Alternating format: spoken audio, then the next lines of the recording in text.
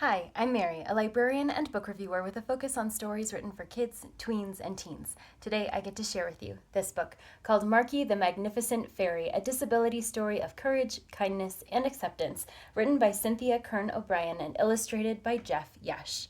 This is the story of Marky, who is a magnificent fairy. She just happens to look a little bit different from the other fairies in her grove. One of her wings is smaller than the other, but that doesn't stop her from doing all the things that she loves to do and having big hopes and dreams.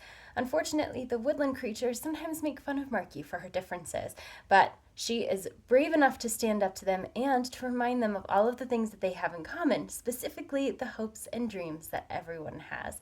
So she goes around and explains all of the hopes and dreams of her friends in the forest, and after a while, the woodland creatures start to see that everyone is more magnificent than they first realized.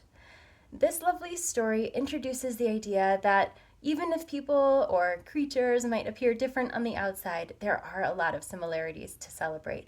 So while Marky is represented as a fairy, and then the kind of crueler creatures who change their tune are just woodland animals, they do represent things that actually happen in real life, especially to people who look or behave differently from others. And a lot of times those differences are things that people can't change.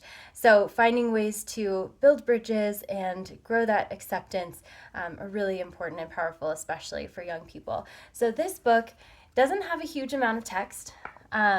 And the images are really big, so you can see them in a classroom setting. So if you are reading this in a group, then kids can see it from a distance. There's a lot of variation in the font size. There's repetition of the word magnificent, which is a great thing to practice as far as vocabulary. And then at the end of the book, there are discussion questions and further resources to share with classrooms of kids and families, just to go over the things that might be different from one kid to another and how to grow acceptance and empathy among them.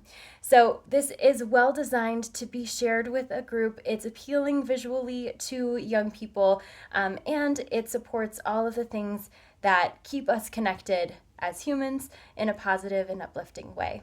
If this sounds like a great fit for you or for someone you know, I hope you look for it wherever you get your books.